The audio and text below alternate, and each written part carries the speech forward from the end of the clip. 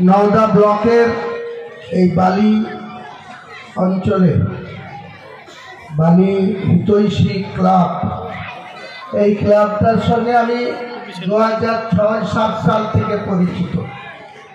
এই যে সামনের রাস্তাটা দেখছেন, এই রাস্তাটা 2007 সালে যখন প্রধানমন্ত্রী গ্রামীণ সড়ক যোজনায় তৈরি হয়েছিল, যারা আমাদের ক্লাব ছিল, ওভারঅল এই রাস্তার ইনচার্জ হিসাবে আমি কখনো কখনো এখানে এসছি। এখানে এই ক্লাবের যে রুম, এই রুমে রান্না হতো, এখানে খাওয়া দাওয়াও করেছি 2006-07 সালে। তারপরে আর এখানে আসা হয়নি। আজকে 26শে জানুয়ারি 2025। আজকের দিনটি ভারতের সাংবিধানিকভাবে প্রতিষ্ঠিত একটা দিন। কারণ আমরা সবাই জানি, এর আগে সঞ্জয় দা বললেন, সালের 15ই আগস্ট অনেক মনীষী ব্যক্তিরা ভারতবর্ষের ব্রিটিশ শাসনের বিরুদ্ধে 1942 সাল থেকে ভারত ছাড়ো আন্দোলনের মধ্যে দিয়ে সূচনা হয়েছিল ব্রিটিশের রক্তচক্ষুকে সহ্য না করার, এবং ভারতবর্ষের মানুষ হিসাবে সেই সময় ভারতবর্ষের যারা অনেক গণ্যমান্য ব্যক্তিত্বরা ছিল, তারা সেদিনকে ব্রিটিশের ওই রক্তচক্ষুর হাত থেকে, এক কথায় অপশাসনের হাত থেকে মুক্তি পেতে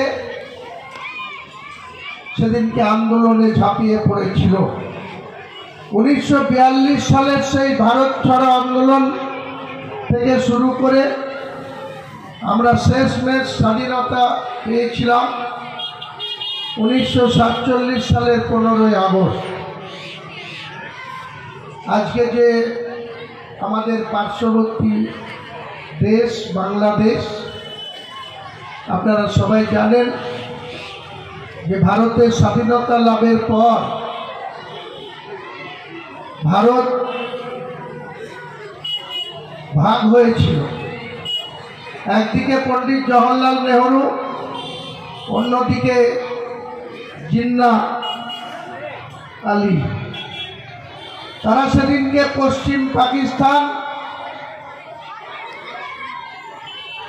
ভাগ হয়ে গেল, এদিকে ভারতবর্ষ থাকলো। এই ভারতবর্ষের ভাগ হওয়ার সঙ্গে সঙ্গে আমরা যে মুর্শিদাবাদ বা নদিয়ার একটা অংশ, মালদার একটা অংশ, সেই 15ই আগস্টে কিন্তু আমাদের ভারতবর্ষের তেরঙ্গা পতাকাটা উড়েনি। তখন আমাদেরকে পশ্চিম পাকিস্তানের দিকেই ঠেলে দেওয়া হয়েছিল। শেষমেশ মুর্শিদাবাদের মানুষের আন্দোলনে আবার 15, 16, 17, 18 তারিখ সকালবেলায় আনুষ্ঠানিকভাবে আমরা এই ভারতবর্ষের নাগরিক হিসাবে বা ভারতবর্ষের এই তেরঙ্গা পতাকাটা মুর্শিদাবাদ সহ কিছুটা অংশ নদিয়া, কিছুটা অংশ মালদায় আনুষ্ঠানিকভাবে 18ই আগস্ট সকালবেলায় আমরা স্বাধীনতা লাভ করেছিলাম। সেই স্বাধীনতা নিয়ে অনেক অমূল্য জীবন যেমন চলে গিয়েছিল, আবার ইতিহাস ঘেঁটে দেখা যায় যে অনেকেই যারা এই স্বাধীনতাকে মানতে চায়নি বা এই আজাদি ঝুটা হ্যাঁ এ কথা বলেছিল, দূর থেকে দাঁড়িয়ে অনেক বিদ্রুপ করেছিল, তারা আজকে সেই স্বাধীনতার সফলতাটা খুব গর্বের সঙ্গে ভোগ করছে। যে বিশ্ব হিন্দু পরিষদ বা RSS আন্দোলনের সঙ্গে তারা কোনো উল্লেখযোগ্য ভূমিকা তাদের ছিল না। তখন গান্ধীজি থেকে শুরু করে পণ্ডিত জওহরলাল নেহরু, মৌলানা আবুল কালাম আজাদ থেকে শুরু করে অনেক মনীষী ব্যক্তি তারা কিন্তু সেদিন জাতপাতের কথা না ভেবে, হিন্দু মুসলমানের কথা না ভেবে প্রকৃত ভারতবাসী হিসাবে এই ইংরেজদের কুশাসন অপশাসনের হাত থেকে ভারতবাসী হিসাবে মুক্তি পাওয়ার জন্য সেদিন কিন্তু আন্দোলন করেছিল। তার আগের ইতিহাসে যদি যান, 200 বছরের ব্রিটিশের শাসনের আগে 750 বছর এই ভারতবর্ষ, তখন ভারতবর্ষের আয়তন কত বড় ছিল। আমরা স্বাধীনতার পরে তো পাকিস্তান হলো, আফগানিস্তান আলাদা হলো, কিন্তু একসময় যখন মোগলরা 750 বছর ধরে এই ভারতবর্ষের শাসন করেছে, তখন দেখবেন সেই 750 বছর শাসনের ইতিহাসে কোনোদিন সাধারণ মানুষ কোনোদিন চিন্তাতেও আনেনি যে তাদের উপরে কোনো মুঘল সম্রাট অন্যায় করেছে, অত্যাচার করেছে। তাদের মধ্যে অনেক সময় তাদের ঘরোয়া লড়াই ছিল তাদের বংশের মধ্যে, কারণ তখন যে সিস্টেমে মুঘলদের রাজত্বভার গ্রহণ করত, তাদের মধ্যে ইতিহাস ঘাটলে দেখা যায় তাদের নিজেদের মধ্যে কিছুটা লড়াই, কিছুটা চেয়ার দখলের লড়াই ছিল। কিন্তু সাধারণ মানুষের উপরে হিন্দু মুসলমান বৌদ্ধ খ্রিস্টান ইসাই যারাই সেই সময় ভারতবর্ষের এত বড় ভারতবর্ষের অধীনে ছিলেন, মোগলরা কিন্তু কোনোদিনই সেই সব সাধারণ আম জনতা, সাধারণ মানুষের উপরে কোনো জুলুম বা অন্যায় অত্যাচার তারা কিন্তু করেনি। যখন মোগলদের 750 বছরের রাজত্ব শেষ হলো, ব্রিটিশ যখন ভারতবর্ষকে শাসন করতে লাগলো, তখনই দেখা গেল ভারতবর্ষের মানুষের রক্ত চুষে তারা এখানে বাণিজ্য করলো। বাণিজ্যর নামে, ব্যবসার নামে ভারতবর্ষের মানুষের অর্থনৈতিক অবস্থাকে দুর্বল করা, পঙ্গু করা, এটাই ছিল তাদের লক্ষ্য। তাই আমরা বলবো যে ভারতবাসী হিসাবে একটা গর্বের বিষয় রয়েছে। এখানে নিশ্চয়ই ধর্ম নিজের নিজের পালন করার অধিকার এই সংবিধানে ডক্টর বি.আর. আম্বেদকর, তিনি একটি নিম্ন বর্ণের লোক ছিলেন, আমরা সবাই জানি, কিন্তু তার মনটা এবং তার উচ্চতাটা অনেক সাধারণ ব্রাহ্মণ এবং অন্যান্য সম্প্রদায়, মুসলিম সম্প্রদায়ে যারা সেই সময় ছিলেন তাদের থেকে অনেক বেশি অজ্ঞ লোক, বিজ্ঞ লোক ছিলেন ডক্টর বি.আর. আম্বেদকর।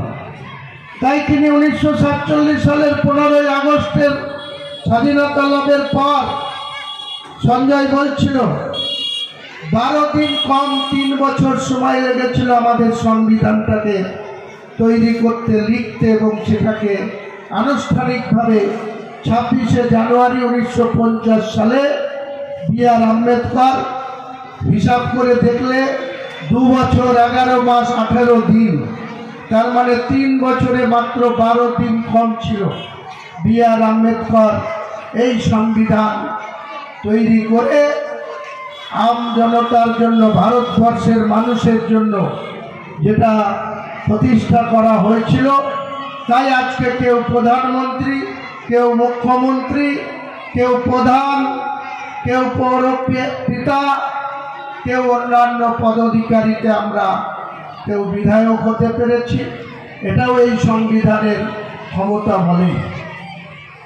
এই সংবিধান যদি সেদিনকে তিনি সুচারুভাবে না লিখতেন, তাহলে এখনো কিছু কিছু অংশের মানুষ সাংবিধানিকভাবে ওথ নিয়ে, শপথ নিয়ে সাংবিধানিকভাবে চেয়ারে বসে আবার অসাংবিধানিক কথাবার্তা বলছে। জাতপাতের ইস্যু তুলছেন, সেই সব তুলতে গিয়ে তাদের কাউন্টার করতে গিয়ে আমাদেরকেও অনেক সময় অনিচ্ছা সত্ত্বেও তার কাউন্টার করতে গিয়ে আমাদেরকেও তুলতে হয়, বলতে হয়, তাতে আমাদের উপরেও কম আক্রমণ হয় না। আমি এমন একজন ব্যক্তি, আমি ইচ্ছাকৃতভাবে কে হিন্দু, কে মুসলিম, কে বৌদ্ধ, কে খ্রিস্টান, কে ইহুদি, এটা দেখার বিষয় আমার কাছে আগে নয়। আমি একজন মানুষ হিসাবে আমার সামনে যে মানুষ আসে, সে যে ধর্মের মানুষই হোক, তাদের কোনো জায়গায় কোনো কাজে লাগতে পারলে, তাদের কোনো উপকার করতে পারলে বা তাদের পাশে থাকতে পারলে, তাদের বিপদে তাদের সঙ্গ দিতে পারলে আমার নিজের গর্ব হয়। কিন্তু যখনই দেখি এক শ্রেণীর চুগলখর, এক শ্রেণীর মিথ্যাবাদী, এক শ্রেণীর স্বার্থন্বেষী মানুষ আমাদের সঙ্গে ছলচাতুরি করে, চালাকি করে, আমাদেরকেও বাজে কথায় আক্রমণ করে, তার পাল্টা দিতে গিয়ে আমাদেরকেও অনেক সময় অনেক বাজে কাজে জড়িয়ে পড়তে হয়। আজকে আমি এখানে এসেছি, আমাদের মধ্যে জাতিভেদ রাখা সত্যি সমাজের পক্ষে একটা দুর্বিষহ সমস্যার আমাদের সামনে হাজির হচ্ছে। আমাদের ইচ্ছা না থাকলেও আমাদেরকে বিভাজন করে দেওয়ার এক শ্রেণীর মানুষ চেষ্টা চালিয়ে যাচ্ছে। আমি এখানে একটা ক্লাবের অনুষ্ঠান, হিতৈষী ক্লাবের যারা আয়োজক বা যারা এই সাংস্কৃতিক অনুষ্ঠান একটা এই ঐতিহ্যবাহী একটা ডেতে বা রিপাবলিক ডে বা ভারতবর্ষের প্রজাতান্ত্রিক ডেতে শুরু করছেন, 2 দিন 3 দিন যাই হোক, এটা সকলের মন জয় করার উদ্দেশ্যেই এনারা করবেন, এটাই আশা রাখবো। এখানে জাতপাতের কোনো বিষয় থাকবে না, এখানে হিন্দু থাকবে না, মুসলিম থাকবে না, এখানে মানুষ মানুষের কল্যাণে কাজ করবে, মানুষ মানুষের হয়ে সমস্যায় নিবিড় মনোযোগ দেবে।